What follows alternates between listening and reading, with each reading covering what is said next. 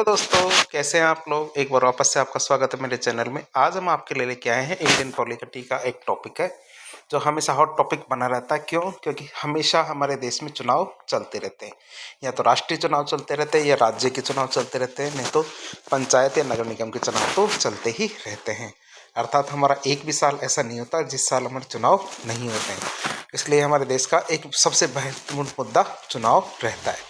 इसमें कुछ पार्टियां बनती रहती है, कुछ पार्टियां बिगड़ती रहती है। बिगड़ने का मतलब टूटती रहती है। कभी कभी नई नई पार्टियां जन्म लेती है।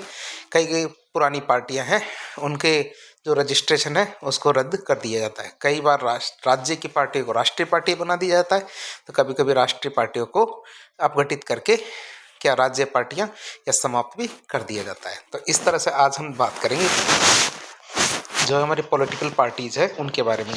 ये पॉलिटिकल पार्टीज़ का जन्म कैसे होता है, कौन कौन से ऐसे नियम हैं, कौन कौन से अर्हताएं हैं जिनको प्राप्त करने के बाद कोई पार्टी राष्ट्रीय पार्टी बन जाती है या फिर कौन सी पार्टी राज्य दल बन जाती है। तो उसके बारे में आज बातचीत करेंगे। तो आज का टॉपिक रहेगा हमारा राजनीतिक दल, मतलब पॉलिटिकल पार्टीज। सबसे पहले इनके अर्थ की बात करेंगे। अर्थ या इनका प्रकार क्या है।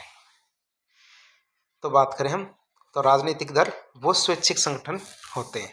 क्या होते हैं? स्वैच्छिक संगठन होते हैं। कोई इन किसी दबाव देके कोई भी राजनीतिक दल का निर्माण नहीं किया जाता है, अथवा लोगों का एक ऐसा संगठित समूह होता है जो क्या है, समान दृष्टिकोण रखते हैं। मतलब एक समान दृष्टिकोण रखने वाले लोगों के समूह को या फिर स्वैच्छिक संगठन को क्या बोलते हैं? राजनीतिक दल कहते हैं। जो संविधान के प्रावधानों के अनुसार, क्या संविधान में जो प्रावधान दिए गए हैं उन प्रावधानों के अनुसार राष्ट्र को आगे बढ़ाने के लिए, किसके लिए? राष्ट्र को आगे बढ़ाने के लिए राजनीतिक शक्ति प्राप्त करने की कोशिश करते हैं। जो राष्ट्र को आगे बढ़ाने के लिए राजनीतिक शक्ति प्राप्त करने की कोशिश करते हैं, इन्हें हम क्या कहते हैं? राजनीतिक दल कहते हैं। अब बात करें आधुनिक लोकतांत्रिक राज्य में 4 प्रकार के राजनीतिक दल होते हैं। जो वर्तमान की बात करें तो वर्तमान में आधुनिक लोकतांत्रिक राज्य है, तो उसमें 4 प्रकार के राजनीतिक दल काम करते हैं या 4 प्रकार के राजनीतिक दल होते हैं। एक होते हमारे प्रतिक्रियावादी राजनीतिक दल। एक तो क्या होते हैं? प्रतिक्रियावादी राजनीतिक दल होते हैं। एक होते हमारे रूढ़िवादी दल, एक होते हमारे उदारवादी दल, एक होते हमारे सुधारवादी दल। तो दुनिया में 4 प्रकार के राजनीतिक दल होते हैं जो हमारे आधुनिक लोकतांत्रिक समाज के हिस्सा है। अब बात करेंगे चारों के प्रकार के कौन कौन से होते हैं। सबसे पहला हम देखेंगे प्रतिक्रियावादी जो राजनीतिक दल है वो कैसे होते हैं। जो राजनीतिक दल पुरानी सामाजिक, आर्थिक और राजनीतिक संस्थाओं से चिपके रहना चाहते हैं, अर्थात जो प्राचीन काल से चलती आ रही है, उन सामाजिक, आर्थिक या फिर राजनीतिक संस्थाओं से जो चिपके रहना चाहते थे हैं या फिर उनमें किसी प्रकार का कोई बदलाव नहीं करना चाहते, वो क्या कहते हैं? उनको क्या कहते हैं? प्रतिक्रियावादी राजनीतिक दल। अर्थात हर बात में प्रतिक्रिया करते हैं। थोड़े से भी बदलाव की बात करो और वो क्या करते हैं? प्रतिक्रिया देना शुरू कर देते हैं। दूसरे आते हैं रूढ़िवादी दल। जो रूढ़िवादी दल ये कहते हैं कि जो अभी चल रहा है बहुत बढ़िया चल रहा है, जो चल रहा है बहुत बढ़िया चल रहा है, यथास्थिति है सबसे बढ़िया, हमें कुछ भी बदलाव करने की जरूरत नहीं है। तो हमने पिछला वाला देखा था प्रतिक्रियावादी राजनीतिक दल, जो पुरानी व्यवस्थाएं चलती थी, जैसे कोई कहे ना राम राज चलता था कितना बढ़िया, तो उस राम राज को स्थापित करने की वर्तमान में कोशिश करते हैं। क्या? राम राज की स्थापना करने की कोशिश करते हैं, वैदिक काल को प्रारंभ करने की कोशिश करते हैं। तो वो तो हमारे प्रतिक्रियावादी राजनीतिक दल है। रूढ़िवादी वो जो वर्तमान में चल रहा है उसमें विश्वास रखते हैं कि जो भी चल रहा है बढ़िया चल रहा है, इसमें कोई खास परिवर्तन करने की जरूरत नहीं। तीसरे आते हैं हमारे उदारवादी दल, जिनका लक्ष्य होता है जो विद्यमान संस्थाएं हैं हमें उनमें कोई खास परिवर्तन नहीं करना, हमें केवल उनके अंदर सुधार करना है। हमें किसी को भी ना तो बंद करना है, न ही कोई नई संस्था का निर्माण करना है। हमें क्या करना है? जो संस्थाएं चल रही है, जो भी हमारे कार्य हो रहे हैं, उनमें केवल सुधार करना है। ये हमारे होते हैं उदारवादी दल। चौथा होता है हमारा सुधारवादी दल, जिनका उद्देश्य विद्यमान जो वर्तमान में व्यवस्था चल रही है, विद्यमान व्यवस्था, इसको हटा दो और एक नई प्रकार की व्यवस्था लेके आओ। तो 4 प्रकार के राजनीतिक दल होते हैं। प्रतिक्रियावादी राजनीतिक दल, रूढ़िवादी दल, उदारवादी दल और सुधारवादी दल। तो 4 प्रकार के दलों के बारे में हमने बातचीत की है। अब बात करें राजनीतिक दलों की, तो राजनीतिक दलों का उनकी विचारधारा के आधार पर वर्गीकरण किया जाता है। कैसे? कि उनकी कैसी विचारधारा, इसी के आधार पर उनका वर्गीकरण किया जाता है। और इनका वर्गीकरण करते हुए राजनीतिक जो विशेषज्ञ हैं या राजनीतिक वैज्ञानिक हैं, इन्होंने सुधारवादी दलों को तो बाईं ओर, क्या सुधारवादी दल होते हैं उनको तो बाईं ओर, उदारवादी दलों को मध्य में, और प्रतिक्रियावादी दल और रूढ़िवादी दल है उनको दाईं ओर रखा है कि जैसे एक लाइन बनाए, ऐसे एक लाइन बनाए, ठीक है। तो लाइन बनाए, तो सुधारवादी दल होते हैं उनको तो बिल्कुल इस साइड में रखा जाता है, क्या सुधारवादी दलों को तो इस साइड में रखा जाता है एक लाइन के अंदर। जो उदारवादी दल होते हैं उनको बीच में रखा जाता है। कहाँ रखा जाता है? बीच में। और जो हमारे साइड में रखा जाता है, साइड में की बात करें कि जो हमारी प्रतिक्रियावादी या रूढ़िवादी दल है, जो चाहते हैं पुरानी व्यवस्था आ जाए या फिर जो चल रही है वैसे की वैसे चलने दें, उनको इधर की तरफ रखा जाता है। इसका तरफ मतलब दाईं ओर रखा जाता है। तो इस तरह से हम कह सकते हैं कि दल तीन तरह के होते हैं, एक तो वाम दल होते हैं, एक केंद्रीय दल और एक दक्षिणपंथी दल। अब भारत में जो सीपीआईएम है वो वाम दल है। क्या? सीपीआई और सीपीआईएम क्या है? वाम दल है। क्या है? तो इसको तो लेफ्टिस्ट कहते हैं, LEFT, ठीक है। इसको राइट कहते हैं, राइटिस्ट कहते हैं। और ये सेंटर है, सेंटर या मिडिल वाले कह सकते हैं। तो एक तरह से कहते हैं कि जो लेफ्टिस्ट होते हैं, तो लेफ्टिस्ट का मतलब होता है जो क्या चाहते हैं, लेफ्टिस्ट क्या होते हैं, जो सुधारवादी दल होते हैं ना उनको तो बाईं ओर रखा जाता है। मतलब जो लेफ्टिस्ट होते हैं जो वर्तमान व्यवस्था को हटा करके नई व्यवस्था लाना चाहते हैं, जैसे हमारे सीपीआई, सीपीआईएम, ये वाम दलों में आते हैं, लेफ्टिस्ट की श्रेणी में आते हैं। तो सीपीआई और सीपीआईएम को इस श्रेणी में रखा जाता है। फिर हमारी जो कांग्रेस आती है, कांग्रेस को मध्य में रखा जाता है। कांग्रेस को क्या रखा जाता है? मध्य में। क्यों? क्योंकि ये उदारवादी दल होते हैं। उदारवादी दल क्या चाहते हैं? जो व्यवस्था है उसमें विश्वास रखते हैं, बस ये चाहते हैं उन व्यवस्थाओं के अंदर सुधार हो। तीसरी हमारी, जैसे हमारी बीजेपी पार्टी होती है, बीजेपी पार्टी है और भी बहुत सारी पार्टियां हैं, उनको हम क्या कहते हैं? राटिस्ट पार्टी कहते हैं। जो पुरानी व्यवस्था को अपनाना चाहते हैं या फिर जो व्यवस्था चल रही है उसमें किसी प्रकार के बदलाव की उम्मीद या नहीं कहते हैं, उनको राइटिस्ट पार्टी कहते हैं या दक्षिणपंथी दल कहते हैं। तो आप इनको याद रखेंगे। ये लेफ्टिस्ट मतलब वामपंथी दल, लेफ्टिस्ट होते हैं तो वामपंथी दल, केंद्रीय दल मतलब कांग्रेस जैसे, और जो हमारे राइटिस्ट या फिर दक्षिणपंथी दल कौन होते हैं? हमारी बीजेपी जैसी पार्टियां। और भी पार्टियां होती है, लेकिन हम ये मेन पार्टियों के बारे में बात कर रहे हैं जो नेशनल पार्टियां भी है। दूसरे शब्दों में कहें तो वाम दल, केंद्रीय दल और दक्षिणपंथी दल इन्हें कहा जाता है। भारत में सीपीआई और सीपीएम इन दलों के उदाहरण है। कांग्रेस पंथी जो केंद्रीय दल है, भाजपा दक्षिणपंथी दल के उदाहरण है। कांग्रेस क्या? केंद्रीय दल का, और भाजपा के दक्षिणपंथी दल के उदाहरण है। दुनिया में तीन तरह के दल की व्यवस्था पाई जाती है। दुनिया में क्या? तीन तरह के दलों की व्यवस्था पाई जाती है। जैसे कि एक तो होता है एक दल व्यवस्था, क्या होता है? एक दल व्यवस्था। दूसरी होती है एक दो दलीय व्यवस्था, एक में होती है बहुदलीय व्यवस्था। दुनिया में कई देशों में एक दलीय व्यवस्था होती है, कई देशों में दो दलीय व्यवस्था होती है, और कई देशों में क्या? बहुदलीय व्यवस्था होती है। पहले बात करें एक दलीय व्यवस्था की, तो एक दल व्यवस्था में केवल जो सत्तारूढ़ दल होता है, जैसे हमारे चीन है, रूस है, बहुत सारे देश है, वहाँ पे क्या क्या एक ही दल होता है कि जिसमें क्या सत्तारूढ़ दल होता है और विरोधी दल की व्यवस्था नहीं होती। जैसे कि हमारे पूर्व वामपंथी राष्ट्र होते हैं, रूस है, अन्य यूरोपीय, पूर्वी यूरोपीय राष्ट्र, जहाँ जो किसी समय पर क्या रूस के अंडर रहा करते थे, तो उन राष्ट्रों में क्या है? एक दलीय व्यवस्था होती है और विपक्षी दल की कोई संभावना भी नहीं होती है, और कोई कुछ होता भी नहीं है विपक्षी दल नाम का, या विपक्षी दल नाम की कोई चीज़ नहीं होती। उन्हें क्या कहते हैं? एक दलीय व्यवस्था कहते हैं। जैसे हमारे कई बार चीन भी इसी श्रेणी में गिना जाता है। फिर आता दो दलीय व्यवस्था, जिसमें दो बड़े दल होते हैं, जिसमें एक तो सत्ता दल होता है और एक विरोधी दल होता है। एक तो सत्ता दल होता है, एक विरोधी दल होता है, जैसे अमेरिका, ब्रिटेन। तो अमेरिका, ब्रिटेन, ब्रिटेन में तो एक तो लेबर पार्टी होती है और एक कंजर्वेटिव पार्टी होती है। दो तरह की पार्टी, एक तो लेबर पार्टी है और एक कंजर्वेटिव पार्टी है। वैसे ही अमेरिका में भी दो तरह की पार्टियां होती है, एक तो रिपब्लिकन पार्टी होती है और एक डेमोक्रेटिक पार्टी होती है। कौन कौन सी? एक तो रिपब्लिक पार्टी होती है और एक कौन सी होती है? Democratic party. तो आप सोचते होंगे कि इन दोनों में क्या अंतर है? इन दोनों में कुछ अंतर है, थोड़ा थोड़ा सा, लेकिन पार्टियां इसी तरह होती है, दो दलीय व्यवस्था होती है। अब आती है बहुदलीय व्यवस्था, जिसमें कई दल एक साथ साझा होकर जुड़ के सरकार बनाते हैं। जैसे हमारा फ्रांस है, स्विट्जरलैंड है, इटली है। यहाँ पे क्या बहुत सारे दल मिलके क्या करते हैं? मिलके सरकार बनाते हैं। अब ये तो हमने दुनिया की व्यवस्था देखी, दुनिया में कैसा कैसा चलता है। अब हम बात करेंगे भारत के अंदर कैसा चलता है। क्या भारत के अंदर कैसा चलता है? दलों की व्यवस्था की बात करें,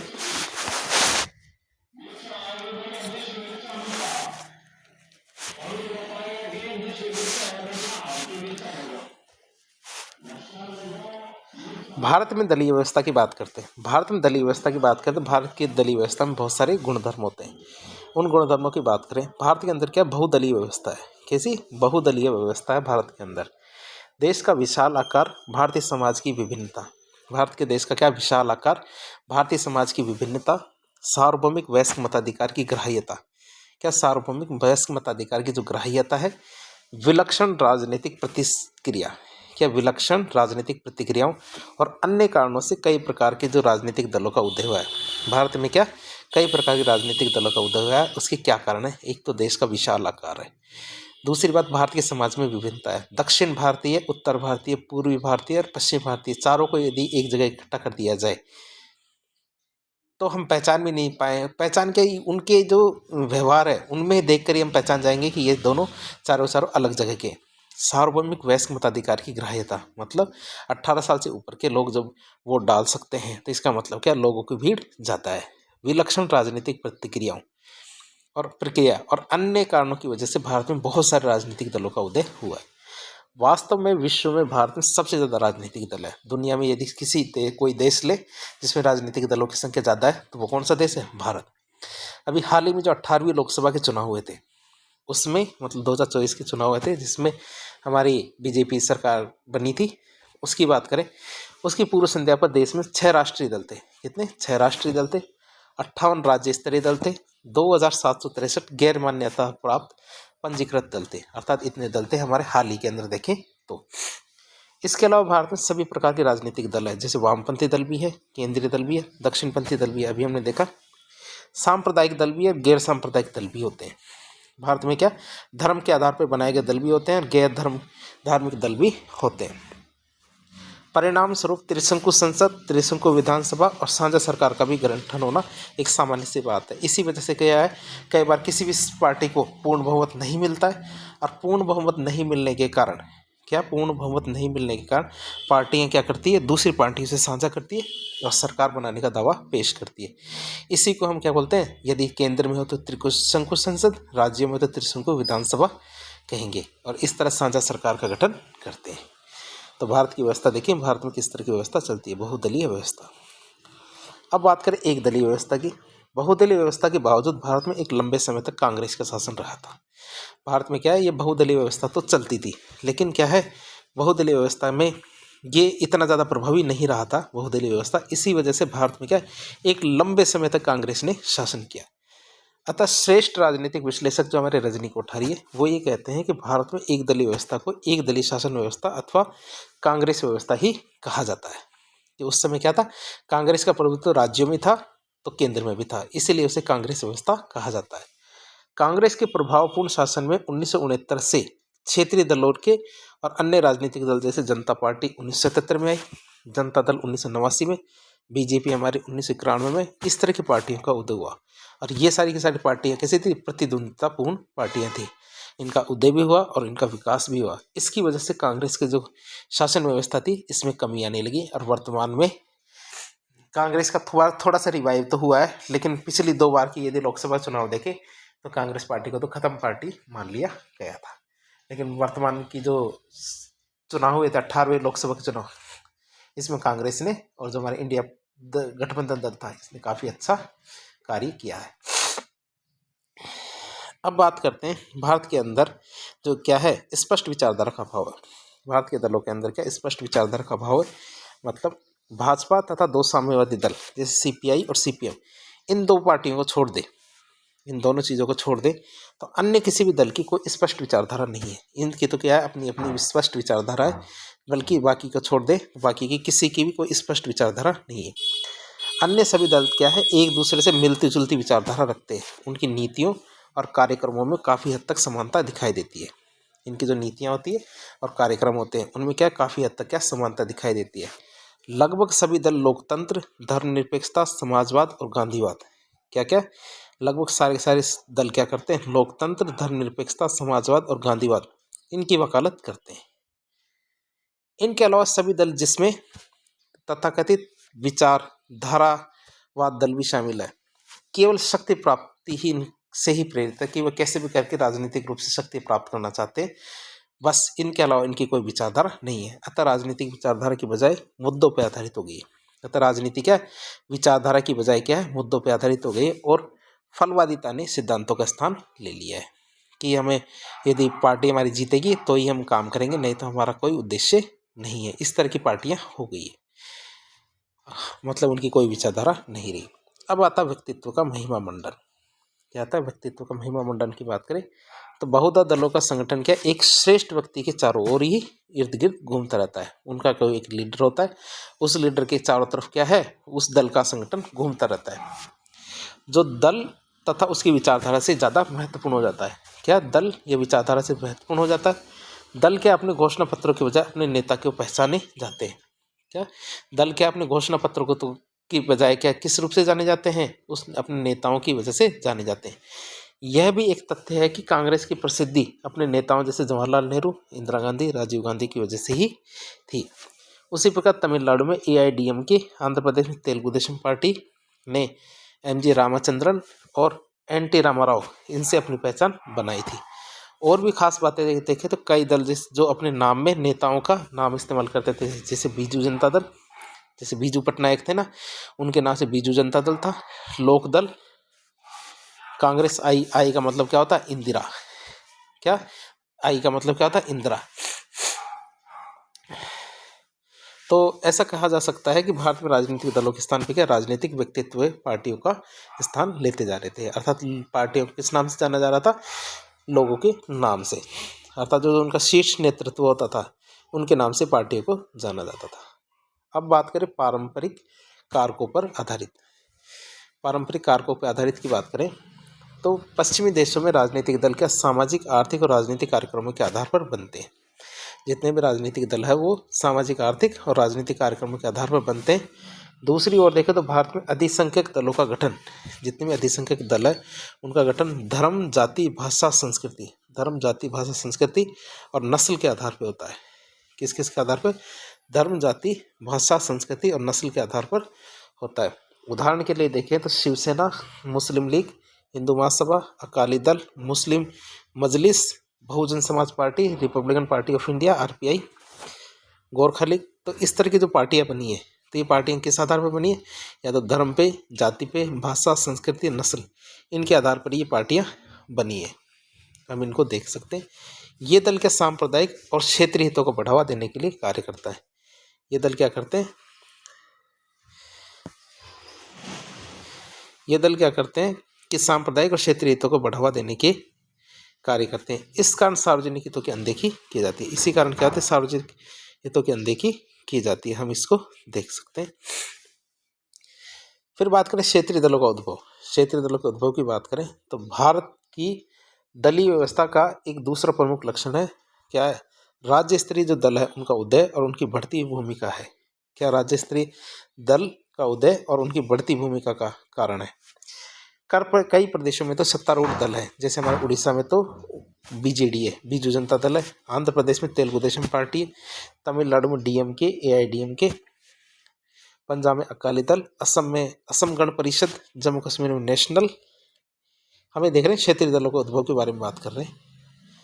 जम्मू कश्मीर में नेशनल कॉन्फ्रेंस NP, बिहार में जनता दल यूनाइटेड। तो इस तरह की क्षेत्रीय पार्टियों का उदय हुआ है। प्रारंभ में क्षेत्रीय राजनीतिक दल तक ही सीमित थे, मतलब शुरू में जब इनका निर्माण किया गया था तो ये क्षेत्रीय राजनीतिक दल की तरह कार्य करते थे। किंतु कुछ समय बाद ये केंद्र में साझा सरकारों के कारण, क्या साझा सरकारों के कारण राष्ट्रीय स्तर पर इनकी अपनी पहचान मजबूत होती जा रही है। 1984 में तेलुगु देशम पार्टी लोकसभा में सबसे बड़े विपक्षी दल के रूप में उभरा था। तब 1984 में, तो 1984 तक आते आते तेलुगु देशम पार्टी क्या लोकसभा में सबसे बड़ा विपक्षी दल बन गया था। तो देख सकते हैं तेलुगु देशम पार्टी TDP है, जो एक समय पे क्या है एक क्षेत्रीय दल था, लेकिन 1984 तक आते आते जब हमारी इंदिरा गांधी की सरकार थी उस समय सबसे बड़ी विपक्षी दल के रूप में कार्य कर रहा था। फिर बात करें दल बनाना और दल परिवर्तन। क्या दल बनाना और दल परिवर्तन की बात करें, वल नहीं है ये दल है। क्या दल बनाना और दल परिवर्तन की बात करें तो भारत में दल बनाना और दल परिवर्तन, टूट, विलय, बिखराव, ध्रुवीकरण, ये सब राजनीतिक दलों की कार्यशैली के महत्वपूर्ण हिस्सा होते हैं। नए नए दल बनते रहते हैं, बने हुए दल टूटते रहते हैं। तो ये क्या है, हमारे राजनीतिक दलों की कार्यशैली का एक महत्वपूर्ण हिस्सा है। सत्ता की लालसा और भौतिक वस्तुओं की लालसा के कारण, क्या सत्ता की लालसा, साथ ही साथ भौतिक वस्तुओं की लालसा के कारण राजनीतिक दल अपना दल छोड़ के दूसरे दलों में शामिल हो जाते या फिर अपना कोई नया दल बना लेते। जब हमारे 1969 के चुनाव हुए थे, मतलब चौथे आम चुनाव हुए थे, उसके बाद दल परिवर्तन में काफ़ी तेजी आई थी। इस घटना ने केंद्र और राज्य दोनों में राजनीतिक अस्थिरता पैदा कर दी थी। केंद्रों में भी नए नए दल बन रहे थे, तो राज्यों में भी नए नए दल बन रहे थे। इसी वजह से क्या दलों में विघटन की को बढ़ावा मिला। अतः 2 जनता दल, 2 तेलुगु देशम पार्टी, 2 डीएमके, 2 साम्यवादी दल, 3 अकाली दल, 3 मुस्लिम लीग, इस तरह से बहुत सारी पार्टियां बनी टुकड़े होके। तो एक दल से दूसरे दल भी बनना कोई बड़ी बात नहीं थी राजनीतिक दलों में भारत में, ये बहुत आसान था। अभी देख सकते हैं अमेरिका में लगभग कितने समय से केवल 2 पार्टियां चल रही है, रिपब्लिक और डेमोक्रेटिक। हमें जैसे भारत की आज़ादी से पहले हमें पता है कि इंग्लैंड के अंदर भी 2 पार्टी चलती है, एक तो कंजर्वेटिव पार्टी और एक लेबर पार्टी। लेकिन भारत के अंदर क्या पार्टियां बनती रहती है, बिगड़ती रहती है। कई पार्टियां तो राष्ट्रीय पार्टी लुप्त हो जाती है और कई धीरे धीरे करती नई नई राष्ट्रीय पार्टियां बनने लगती है। फिर बात करें प्रभावशाली विपक्ष का अभाव। भारत में प्रचलित जो संसदीय लोकतंत्र है, उसकी सफलता के लिए प्रभावशाली विपक्ष बहुत ज़्यादा जरूरी है। एक तो पार्टी होनी चाहिए और एक विपक्ष होना चाहिए। तो लोकतंत्र की सफलता के लिए प्रभावशाली विपक्ष होना क्या है, बहुत ज़्यादा जरूरी है। और ये क्या है, सत्तारूढ़ दल की जो निरंकुश शासन की प्रवृत्ति है, इस पर रोक लगाता है और वैकल्पिक सरकार देता है। और क्या करता है, वैकल्पिक सरकार देता है। लेकिन पिछले 50 वर्षों में कुछ अवसरों को छोड़ दे तो ये ज्ञात होता है कि देश में सशक्त और प्रभावशाली और जागरूक विपक्ष का अभाव रहा है। कुछ सालों में तो विपक्ष ने बढ़िया काम किया है, लेकिन उन सालों को यदि हटा दे तो भारत के अंदर विपक्ष का हमेशा अभाव ही रहा है। विपक्षी दलों में एकता का अभाव रहा है और बहुधा वह क्या है, सत्तारूढ़ दल के समक्ष अपने विवादों में उलझ जाती है। जो सत्ता पार्टी है उनको क्या है, कुछ न कुछ विवादों में उलझा के रखती है। फिर विपक्ष क्या करता है, राष्ट्र निर्माण और राजनीतिक क्रियाओं में सृजनात्मक भूमिका निभाने में असफल रहते हैं। इसीलिए क्या है, विपक्ष क्या करते हैं, राष्ट्र निर्माण और राजनीतिक क्रियाएं होती हैं उनमें सृजनात्मक भूमिका निभाने में असफल रहे हैं। तो इस तरह हमने देखा प्रभावशाली विपक्ष का अभाव हमारे देश की एक बहुत बड़ी समस्या रही है। अब हम बात करेंगे राष्ट्रीय और राज्य स्तरीय दलों को मान्यता। क्या राष्ट्रीय और राज्य स्तरीय दलों को मान्यता की बात करें तो निर्वाचन आयोग निर्वाचन के प्रयोजनों हेतु निर्वाचन आयोग क्या करता है, निर्वाचन के प्रयोजनों हेतु राजनीतिक दलों को पंजीकृत करता है। जितने भी हमारे पॉलिटिकल पार्टीज होती है, राजनीतिक दल, इनको पंजीकृत करता है, रजिस्टर करता है और उनकी जो चुनाव निष्पादनता, इनके आधार पर उन्हें राष्ट्रीय और राज्य स्तरीय दलों के रूप में मान्यता देता है। जैसा वो परफॉर्मेंस करते हैं उन पर, उस परफॉर्मेंस के आधार पर उन्हें राज्य स्तरीय दल या फिर राष्ट्रीय दल की मान्यता देता है। अन्य दलों को केवल पंजीकृत गैर मान्यता प्राप्त दल घोषित किया जाता। तो हमने इस चीज़ को पहले भी देख लिया था।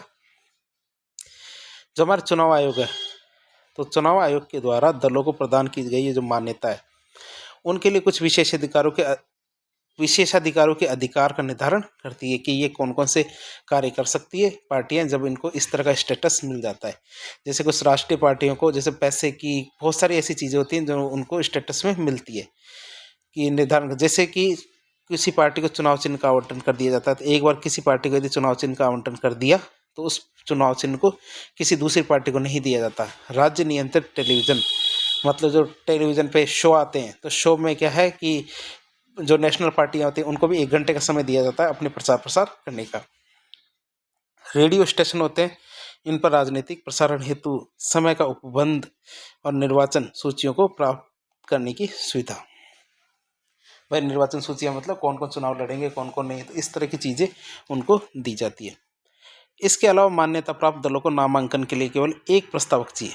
क्या मान्यता प्राप्त जो दल होते हैं उनको नामांकन के लिए केवल एक प्रस्तावक चाहिए। इसके अतिरिक्त इन दलों को चुनाव में 40 स्टार प्रचारक रखने की अनुमति दी जाती है। जो स्टार प्रचारक होते हैं जो इनकी पार्टियों का प्रचार करते हैं, तो ये 40 स्टार प्रचारक रखने की इनको अनुमति मिलती है। पंजीकृत परंतु मान्यता रहित जो दल होते हैं वे केवल 20 स्टार प्रचारक रख सकते हैं।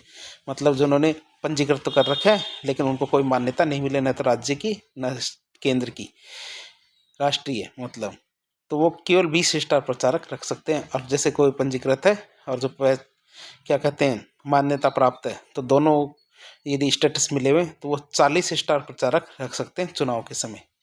अपने दलों के इन उम्मीदवारों के लिए प्रचार करने वालों में स्टार प्रचार के खर्चा, यात्रा खर्चा को उम्मीदवार के चुनाव खर्चे में शामिल नहीं किया जाता है। ये भी आप याद रखेंगे। जैसे कई बार बड़े बड़े जो सुपर स्टार होते हैं ये पार्टियों के प्रचार प्रसार भी करते हैं। प्रत्येक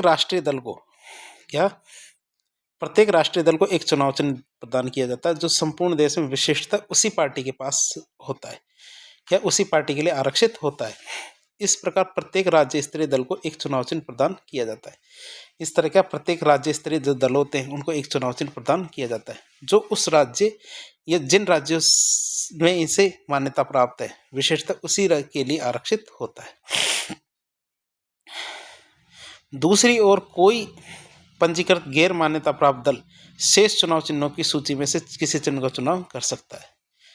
तो दूसरे शब्दों में देखें तो आयोग कुछ चिन्हों को आरक्षित चिन्हों के रूप में निर्धारित कर देता है जो मान्यता प्राप्त दलों के अभ्यर्थियों को ही दे दिया जाता है। अन्य शेष चिन्ह अन्य अभ्यर्थियों के लिए खुले छोड़ दिए जाते हैं कि उनमें से कोई भी चिन्ह चाहे वो चुन सकते हैं। तो इस तरह हमने देखा कि जो चुनाव आयोग है दलों के साथ किस तरह का व्यवहार करता है।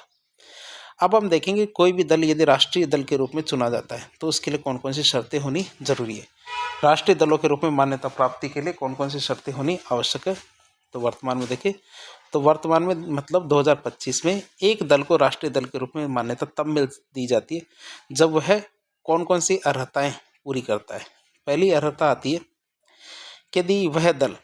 यदि वह लोकसभा अथवा विधानसभा के आम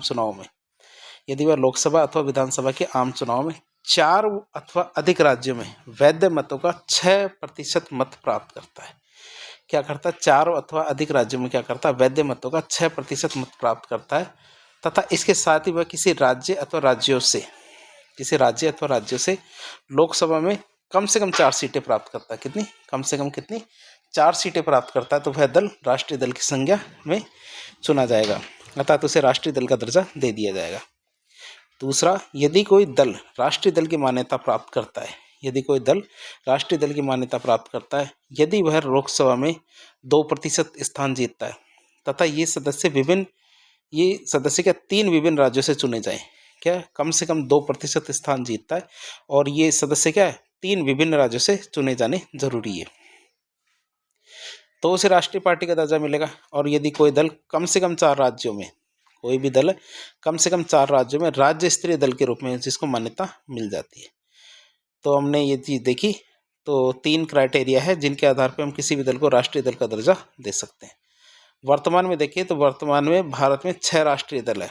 कौन कौन से? भारतीय जनता पार्टी, भारतीय राष्ट्रीय कांग्रेस, आम आदमी पार्टी, बहुजन समाज पार्टी, भारतीय साम्यवादी दल मार्क्सिस्ट और हमारे राष्ट्रीय जनता दल मतलब एनपीपी जो हमारा नॉर्थ ईस्ट की इकलौती पार्टी है। तो इस तरह हमने देखा कि कौन सी अर्हताएँ होती है जो दलों को राष्ट्रीय दल का दर्जा दिलाती है। अब हम देखेंगे ऐसी कौन कौन सी अर्हताएँ कौन कौन सी विशेषताएँ होती है जिससे क्या राज्य स्तरीय दलों को मान्यता दी जाती है। मतलब दलों को राज्य स्तरीय दलों की मान्यता मिलेगी तो ऐसी कौन कौन सी विशेषताएँ होती है। तो वर्तमान में मतलब 2025 में एक दल को राज्य स्तरीय दल के रूप में मान्यता तब मिलती है जब वह निम्नलिखित अर्हताएँ पूरी करता है। मतलब निम्नलिखित विशेषताएँ यदि पूरी कर लेगा तो उसे राज्य स्तरीय दल की दर्जा मिल जाएगा। यदि उस दल ने राज्य की विधानसभा के आम चुनाव में उस राज्य में हुए जितने भी वैध मत है उनका 6% प्राप्त कर लिया। कितना? 6% यदि वह वोट प्राप्त कर लेता है।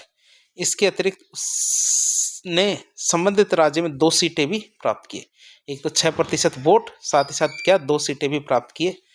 दूसरा तरीका यह है कि यदि वह राज्य की लोकसभा में हुए जो आम चुनाव थे उस चुनाव में उस राज्य से जितने भी वैध मत पड़े उनका 6% प्राप्त करता है। साथ ही साथ उसके अलावा राज्य में लोकसभा की कम से कम 1 सीट जीतता है। क्या राज्य लोकसभा की क्या कम से कम 1 सीट जीतता है उस राज्य से तो उसे राज्य दल का दर्जा मिलेगा। यदि उस दल ने राज्य की विधानसभा के कुल स्थानों का 3% या 3 सीटें जो भी ज़्यादा हो प्राप्त किए। क्या 3% या 3 सीटें जो भी ज़्यादा हो प्राप्त किए तो उस दल को राज्य स्तरीय दल का दर्जा मिलेगा। अगली बात आती है कि यदि प्रत्येक 25 में से उस दल ने लोकसभा की कम से कम 1 सीट जीती है तो लोकसभा के चुनाव में संबंधित राज्य में उसे विभाजन से कम इतनी ही सीटें प्राप्त हुई हो। तो हर 25 में से एक सीट यदि किसी भी दल को मिलती है तो उस दल को क्या राज्य स्तरीय दल का दर्जा मिल जाता है। जैसे हमारे